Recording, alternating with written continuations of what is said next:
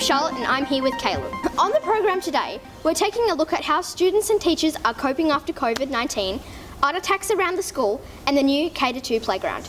The coronavirus has certainly made a major impact on everyone around the world.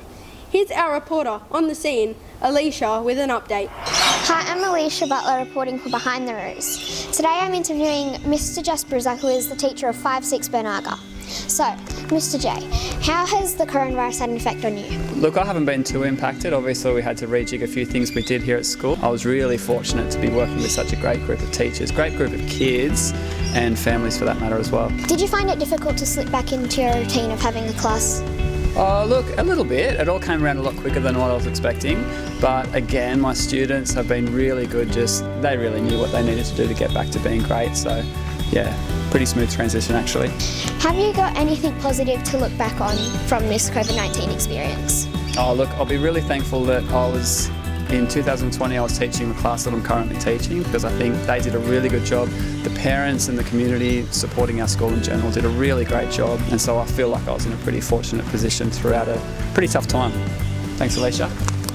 Thank you, Mr. J. This is Miss Garbutt, the teacher of 5 Gari. So, how has COVID-19 affected you at home and at school?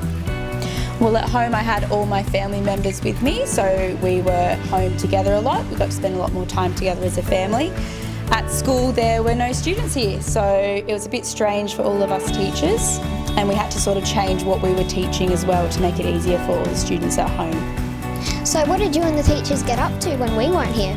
Actually, we were working just as hard, if not harder. We spent a lot of time on our laptops, planning and preparing and working together. We were using Zoom and video chats and calling parents a lot, but it was also really quiet. Did you miss your students?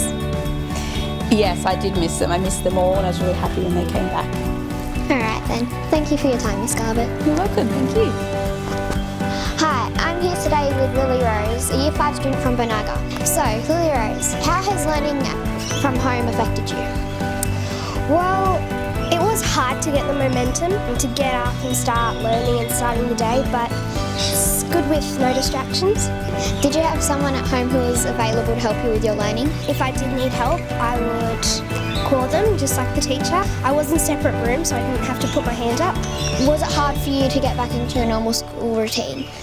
Yes, definitely, because normally I would finish at around 11:15, but the momentum's better because I can get into work easily. What would you say was the hardest thing? Distractions, because it would be normally really quiet in our room, and getting back it's just all loud and crazy and just getting into it, Yeah. Thank you, Lily Rose. I appreciate you giving us your time. Yeah, thank you. This year's art attacks are almost finished, so we sent Liam Goldspring on an exhibit expedition. Hello, Miss Garren. Hi, Liam. I was just here to ask you a few questions about your art attack. Fantastic. What is art attack?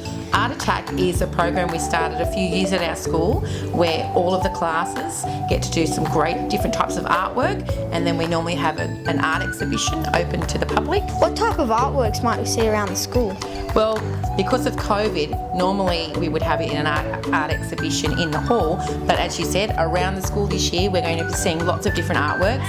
Most of the artworks are two-dimensional, which means they're flat artworks. So they're either paintings, there's some photography, there's some printmaking, some collage. Not many sculptures this year, but that's okay. So is this a program you run every year? Yes, we try and run it every year. It's a really fun one to do because we teach visual arts anyway in class, and this way we get to display all of our fantastic artwork to everybody, and all of the community can come and see it as well. Why did you create this program? Well, good question. I didn't actually create it on my own. Our old principal helped me create this because both of us had a passion for visual arts, and we thought it was a great way and an easy way for all kids to get involved because anybody can be good at art. Thank you, Miss Garren, for your time. Hello, I'm here with Dante, a Year 2 student from Bubba, our class in our school. Can you tell us what art attacks these are behind you? It's a cycle of fires. Can you tell us what the cycle of fires is? It's when trees were normal, then the fires came, then after the fires, then when the trees came back. Can you show us your one? This one is my one. How did you make these? And we put watercolour for the background, then we use crayon for the trees. We use black crayon for the dead trees. And on the smoke one, we use some charcoal. Thank you for your time, Dante. That was very helpful. You're welcome. Hello, I'm here with Leilani, a Year 1 student from Buru. Can you explain what the stages were to making this? Kangaroo. Yeah, the kangaroo. Well, this side, we cut it up in those fruits up in strips, and this side we painted it. Thank you for your time. You're welcome. Hi, I'm here with Miss Hall, a Year 1 teacher for Buru. Can you explain what this Art Attack project is? Our Art Attack project is a two-part artwork. The first part, we looked at all of the different sorts of fruit and veg that we have for our crunch and sip, and then we tried to have different warm and cool colours next to each other so that it would pop and stand out. Why do you think you chose kangaroo as your animal of choice? Because it's our class's totem. We're a kangaroo. Makes sense. Well, I guess we're out of time, so thank you for your time. The new K-2 playground is completed, and Jet stopped by for a play. Hi, I'm Jet, and I'm here at the new and improved Kindergarten to Year 2 playground with Miss Doyle. Hi Jet. Where did you get the idea to build a new playground? I visited a few different schools, really modern schools that are brand new built, purpose-built schools, and it really inspired me to create spaces where children could play, use their imagination, be creative. That's all I have for today. Thank you for your time. You're welcome, thanks Jet. Hello, I'm here with Misha. What class are you in? I'm in kindergarten. What's your teacher's name? Miss Hall. Do you like the playground? What's your favourite part about the playground? The rocks. What do you do on the rocks? I climb on them. Do you have any other favourite parts about the playground? I like the tunnels. So Misha, what are some of the activities you can do in this playground? I can go on the slide and climb. Do you play in the sandpit a lot? I've only played in it once. Okay. Thank you for your time. Goodbye. And now it's over to Liam Goldspring for the week's weather.